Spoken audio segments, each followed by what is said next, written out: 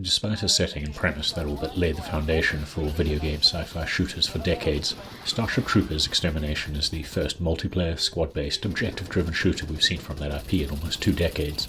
Sahil and I played through a dozen rounds over the last month, up until the 0.31 update, while Lynley spent some time trying it out on the Steam Deck. As someone who's always had a preference for cooperative PvE shooters, there's a lot to like in this early build. At its core, it's a competent if unremarkable horde-style shooter with 3 classes to choose from: the mobile hunter with a jetpack, the sturdy bastion with a deployable cover, and the operator that can restock and heal others. Missions feature iconic Federal Network briefings that add a little flavour to proceedings, before your squad, with up to 4 others for a total of 16 troopers, makes landfall and commences with aggressively liberating planet Valaka. That involves some basic coordination to claim strategic points, use of the build tool to construct and maintain bases or refineries, repairing and defending research platforms, and finally extracting to dropships, all the while the bug hordes increase in size and intensity over time. With a higher player count than most PvE titles, it makes for an overwhelming experience if you don't continuously coordinate with your own team through voice comms or the ping system. But even then, you need to keep an eye out on what other squads are up to if you want to effectively tackle multi-part objectives or cover all angles of attack. The result is a weird combination of tightly coordinated squad play, coupled with the inevitable chaos that comes from working alongside other squads or randoms with their own agenda. After a dozen games as a Bastion, promoting them several times and unlocking some new gear, I'm looking forward to the final release, but there are a few issues I'd like to see addressed. My first suggestion would be simplified squad and objective markers to minimize the visual noise when fighting alongside other squads or close to mission objectives. The second would be to reduce the insane weapon spread and pick another parameter for balancing. And finally, I'd like to see full dropships take off immediately during the extraction phase, maybe circling above to provide some cover from the air. At present, most players reach the extraction zone well within the time limit, and it quickly devolves into a mass of jostling troopers trying to rack up some extra kills, explosions and smoke obscuring your vision, and plenty of blind fire more likely to hit allies than a bug.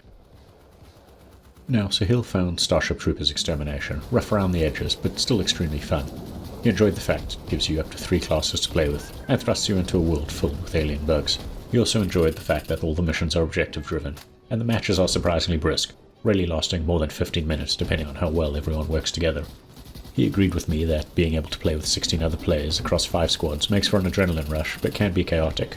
Having so many additional players to cover your back makes things easier at times, and it really feels as though you're on the front lines facing down the insect hordes just like in the movies. Sahil spent some time considering the graphics, and he found they looked fine, but they could certainly use some polish in areas, and there was plenty of stutter and performance issues in its early access state. The animations of enemies and teammates definitely need some work, and there's a level of jankiness prevalent throughout. Think clipping geometry, fiddly interaction prompts, and sometimes if you hit detection, all of which needs to be addressed during development. That said, he found even with those issues, the game's still extremely fun and the teamwork factor cannot be discredited. The simple loop of placing building plans and watching your squad mates help build them up is a lot of fun, and so too is holding the line and defending the base that you just built. Last up we had Lynley, who spent some time playing it on Steam Deck, going through the install process and trying to optimize it and seeing how it felt with gamepad controls. The first thing to note is that this is an early access, so it's not fully featured or fully optimized yet, and that means playing it on the Steam Deck was down to commonality of code and luck, rather than any current intentional development for the platform, all of which is a long-winded way of saying that it's not currently Steam Deck verified.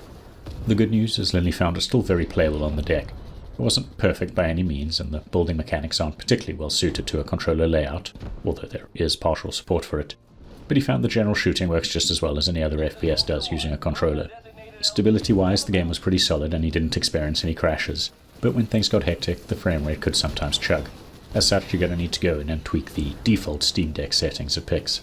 Connectivity-wise, a good Wi-Fi connection is always preferable, just like any other online game, but he did try to use his phone as a hotspot for a session out of the house, and, as might be expected, it was horrible. But all in all, Starship Troopers Extermination worked well enough on the Steam Deck, and if the developers plan to ever optimize it for that platform, it'll definitely be worth taking a look at once it drops as a full release. If you've got this far, please consider giving the video a like and maybe subscribing to our channel as it helps us grow.